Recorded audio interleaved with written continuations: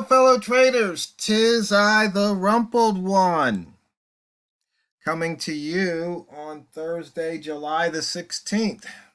Let's talk trading. Trading step by step. Step 8, another in the series. I received a question, and I'm going to answer that question because it kind of ties in with what I was going to talk about today. In fact, it really ties in with what I was going to talk about today. But first, I have to do some housekeeping here.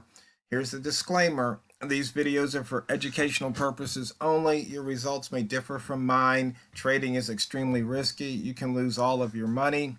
If you need trading, investment, or financial advice, seek the advice of an accredited financial professional.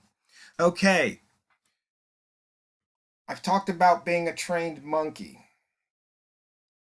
When you're trading, after you enter the trade, it doesn't matter if you use one of my methods, the rat zone, the wick zone, the buy zone, ATR zone, any of my methods, fading the gap, which is not, it's just something that I do. I didn't invent it, but I put some statistics to it to show that it's profitable. Any of those methods, you get the signal, you enter the trade. Now, what do you do next?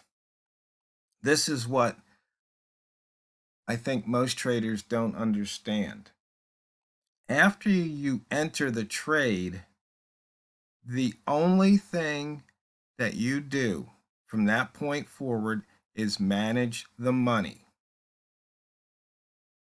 Now, you've probably watched other people's videos, and you've probably read their books or gone to their seminars, listen to their tapes or whatever, watch their CDs or DVDs. You can't watch a CD really. But they'll talk about don't look at your P&L. Look at the chart. Well, I'm here to tell you, you better be looking at your P&L, because that's all that matters once you put the trade on. I don't care what the chart pattern is. I don't care what the indicators tell you.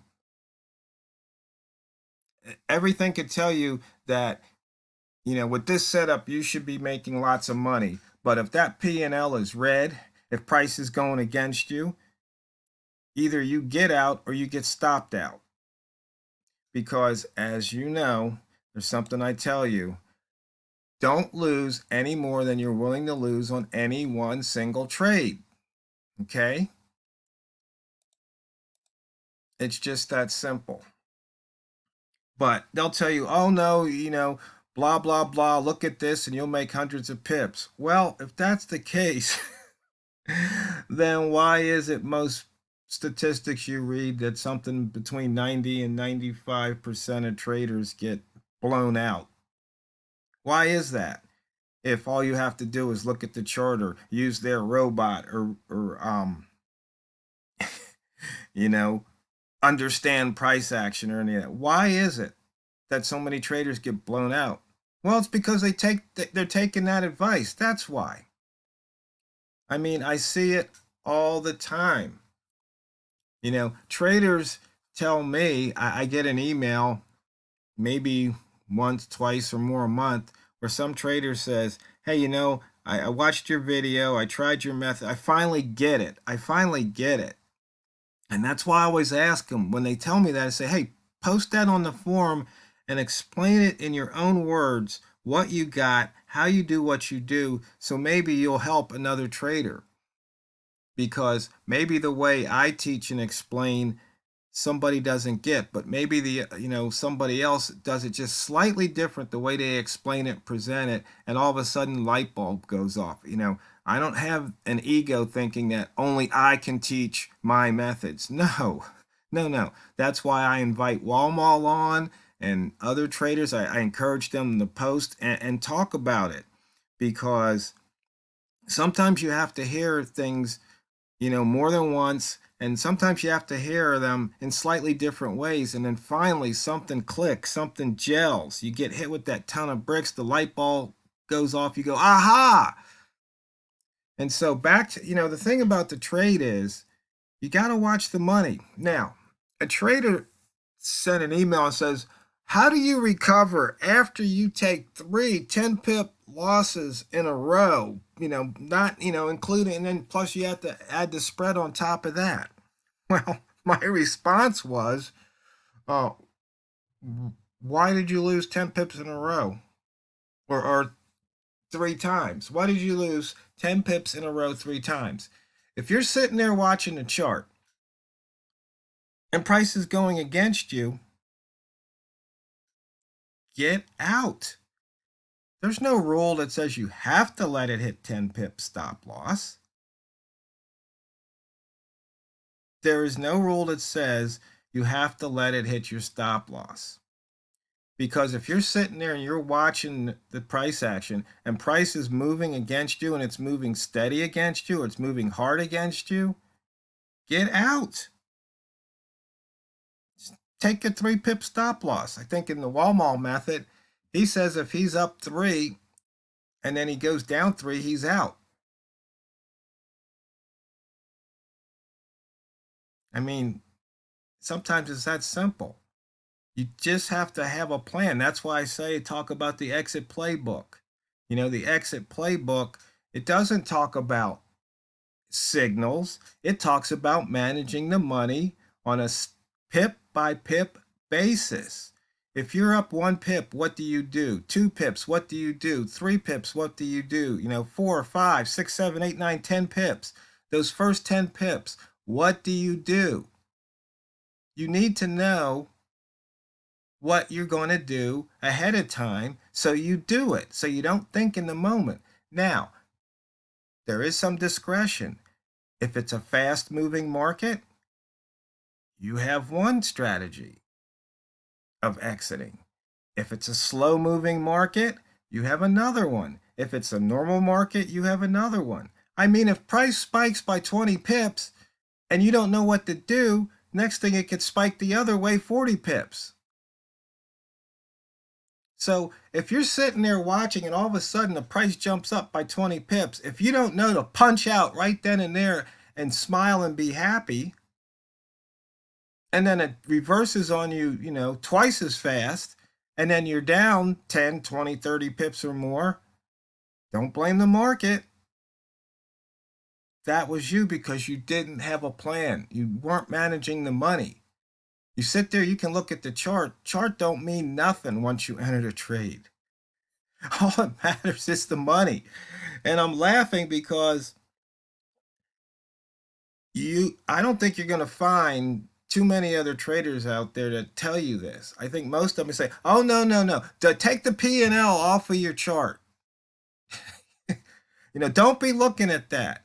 Well, that's their opinion. And if that's what works for you, then take the P&L off of your chart. But I'm here to tell you, if you want to make money trading, you better keep your eye on that P&L.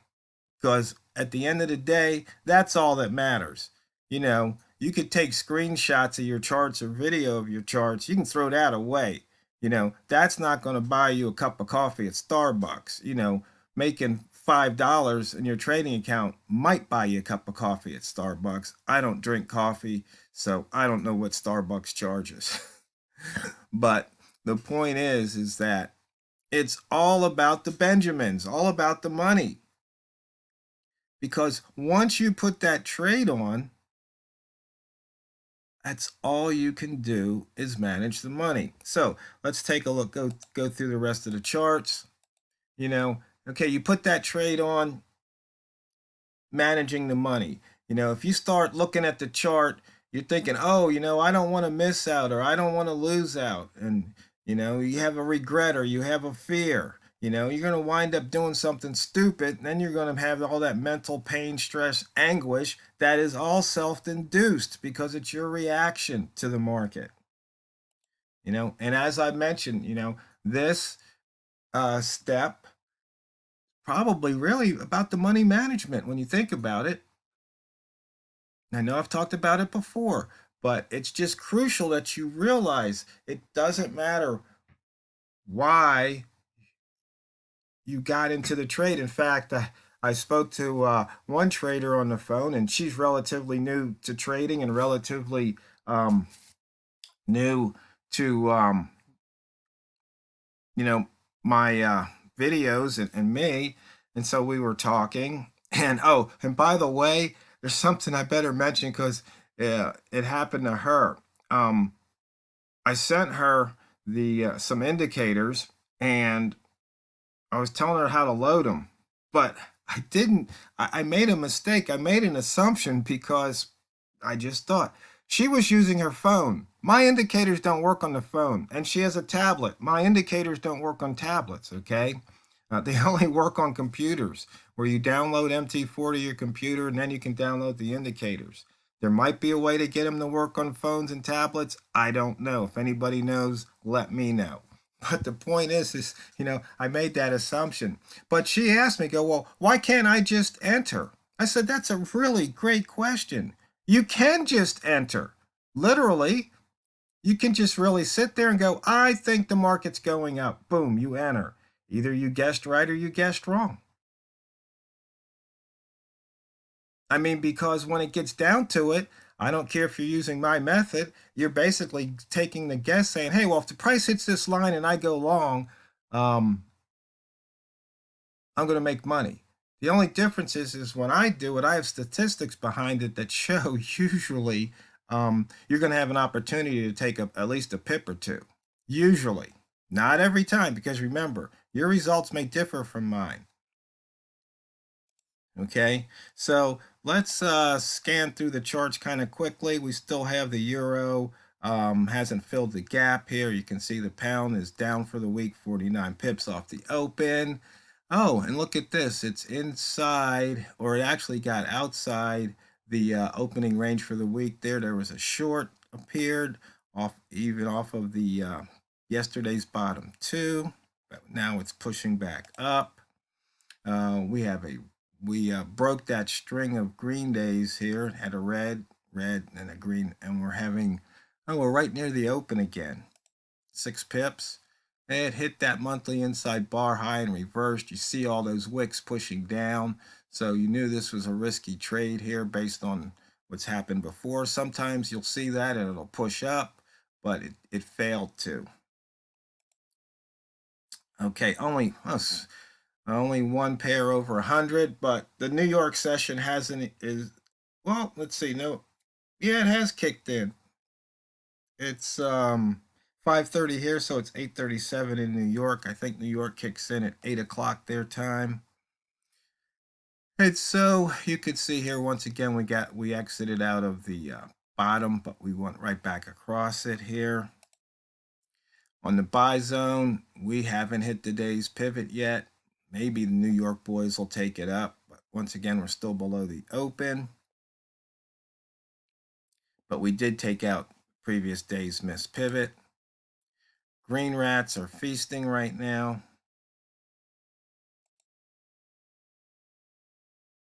And once again, we barely missed that pivot.